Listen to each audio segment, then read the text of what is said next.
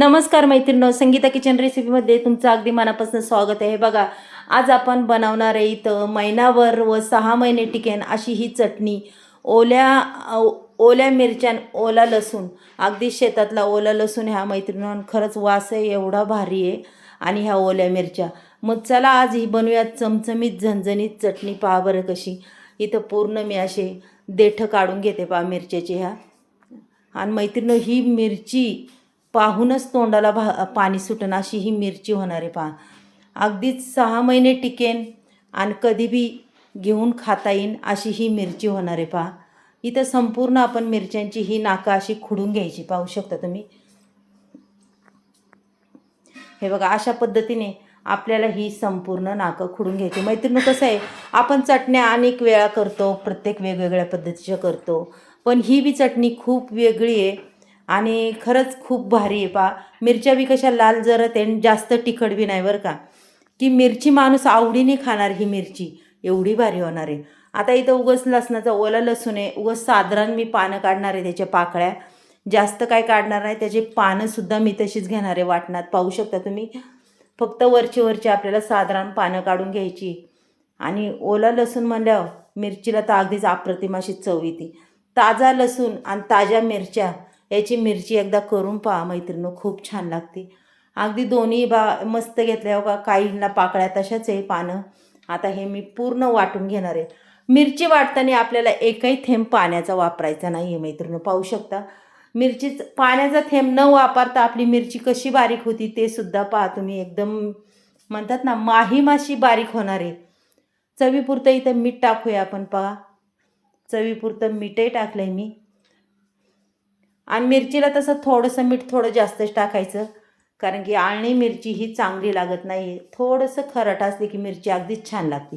इथे टाकणारे एक किंवा 1.5 पळी मी तेल टाकणार आहे, पाहू शकता तुम्ही. आणि या तेलामध्येच, एवढ्याच तेलामध्ये आपली मिरची अगदी मस्त अशी माहीम वाटून घ्यायची पहा. चला आता एकदम मस्त अशी माहीम वाटून घेऊया. हे बघा, मस्त माहीम मिरची वाटून झालेली आहे मैत्रिणी, पाहू शकता तुम्ही. अगदी दिसायला बी छान आणि तिचा रंग बी खूप छान दिसतोय.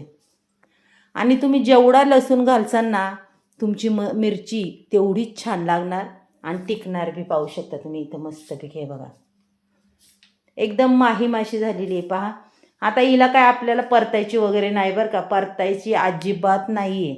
इथं मस्त तडका पॅनमध्ये तेल गरम केलेलं आहे, त्याच्यात टाकणारे 1 चमचा सफेद तीळ.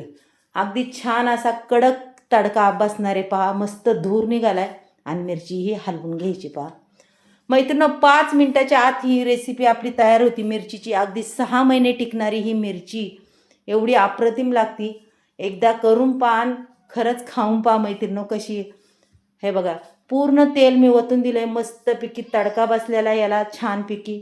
आता ही मिरची कशी ठेवायची, की मिरची आपली 6 महिने तर टिकायला तर पाहिजे, मग ती कशी ठेवायची, मग चला तेही दाखवते तुम्हाला पुढं. की पुढं आपल्याला काय करायचं आहे पहा बरं. मिरचीचा रंग पहा काय सुंदर दिसेल, त्याच्यात ते सफेद तीळ.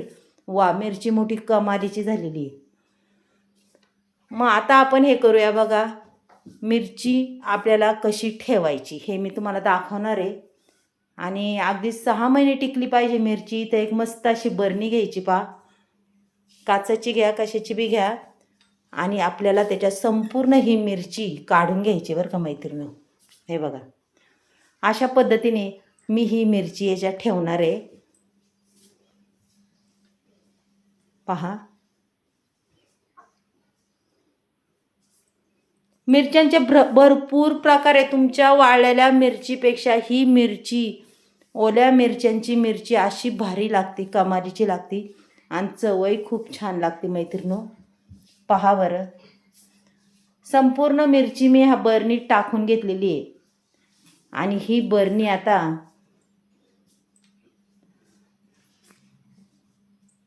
अशी बघा पॅक करून ठेवायची. 1 छोटा चमचा ठेवा त्याच्यात आणि पॅक करून. नाही तर चमचा नाही ठेवला तरी चालेल, उलट चमचा ठेवू नका, कारण की चमच्याला काय होतं, गंज वगैरे येतो. आणि मिरची आपली या डब्यात ठेवायची, जशी लागन तशी.